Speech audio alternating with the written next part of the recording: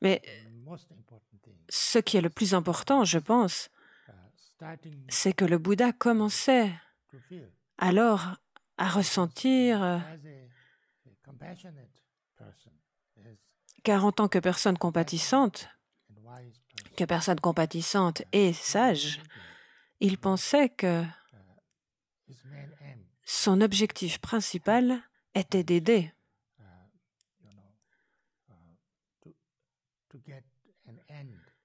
de mettre un terme, d'éradiquer, de terminer la souffrance de tous les gens de son royaume et tous les gens dans le monde entier, et tout type d'êtres, en fait, pas juste les êtres humains.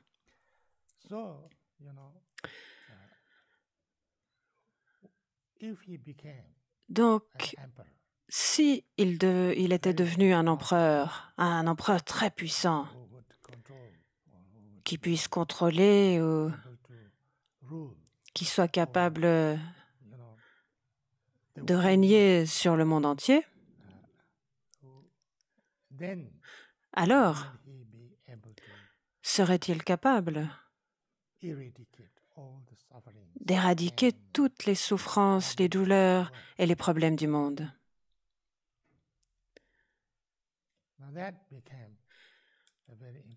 Et ça, c'est devenu une question très importante, très intéressante.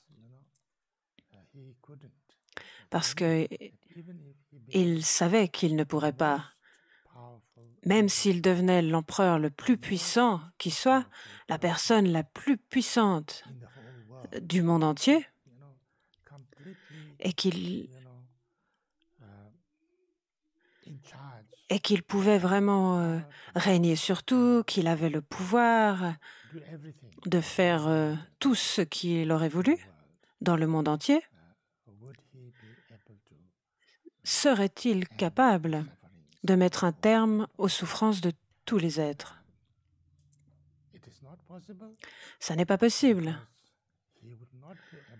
parce qu'il ne pourrait pas empêcher les gens de vieillir, il ne serait pas capable d'empêcher les gens de tomber malades, il ne serait pas capable d'empêcher les personnes de mourir, et il ne serait pas capable non plus d'empêcher les gens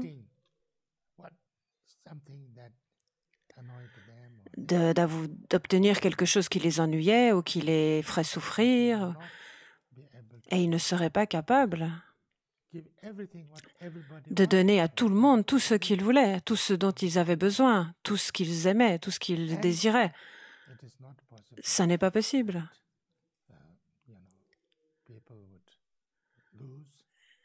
Les gens perdraient ce qu'ils aimaient, des gens, des choses qu'ils aimeraient. Ils ne pourraient pas les empêcher de les perdre. Et ils ne pourraient pas non plus faire en sorte que les gens ne rencontrent pas des choses ou des gens qu'ils n'aiment pas.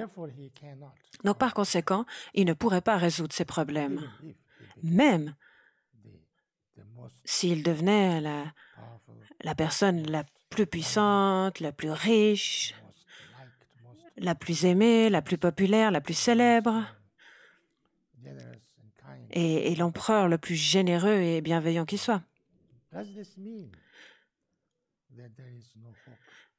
Mais est-ce que ça veut dire qu'il n'y a aucun espoir dans ce monde, qu'il n'y a pas d'espoir, que nous sommes juste enchaînés à la souffrance et que nous ne cesserons de souffrir et qu'il n'y a rien que nous puissions y faire?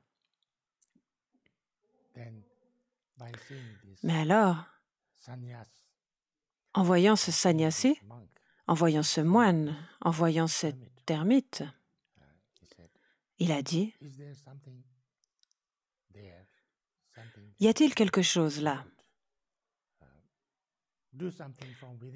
Est-ce qu'il y a quelque chose que l'on puisse faire de l'intérieur de soi? Est-ce qu'on pratiquer soi-même pour nous transformer et ainsi nous pouvons transformer notre expérience et grâce à cela, tu peux éradiquer toutes les douleurs et les souffrances et les problèmes. bien que tu ne puisses pas changer complètement la situation du monde. Est-ce qu'il y a un moyen? Et à partir de là, il devait le savoir, le découvrir.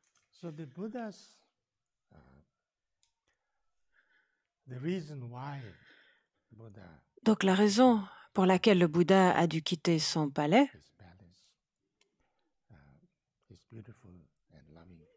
sa femme magnifique et aimante, son enfant qu'il aimait tant et son père et tous les gens qui étaient au palais, c'est qu'il voulait tellement amener le bonheur et la joie, et pas juste pour un court instant, mais de manière vaste, authentique et durable. Et donc, il devait trouver une manière d'y arriver. Parce que le simple fait d'être roi, peu importe combien il aurait été bienveillant, puissant et généreux, ça n'aurait pas vraiment résolu ses problèmes de manière profonde.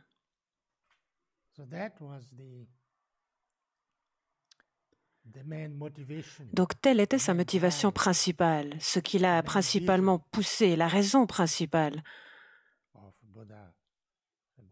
pour laquelle le Bouddha s'est mis en quête. Il ne voulait pas essayer de trouver son Dieu ou un créateur ou quelqu'un qui lui donnerait beaucoup de pouvoir pour qu'il puisse dominer le monde, etc. C'était pas ça du tout.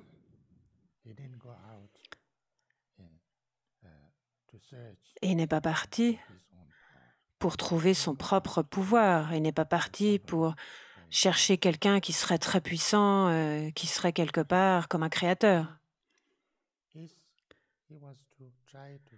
Il voulait trouver une solution à la souffrance, à la douleur, aux problèmes de tous les êtres, comme lui-même et les autres, tout le monde autour de lui. Et il voulait trouver une réponse à cela. Et ça, en fait, est devenu le fondement, le départ du bouddhisme. Le bouddhisme, le Bouddha Dharma, ne dépend pas d'un Dieu. Et il n'y a pas de créateur. Il n'y a rien de tout ça. Il s'agit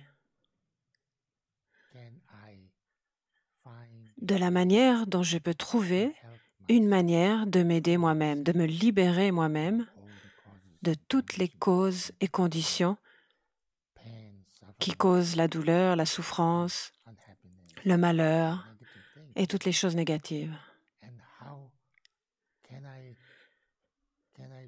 Et comment puis-je faire quelque chose afin d'obtenir une paix durable, le bonheur, la joie et toutes les choses positives?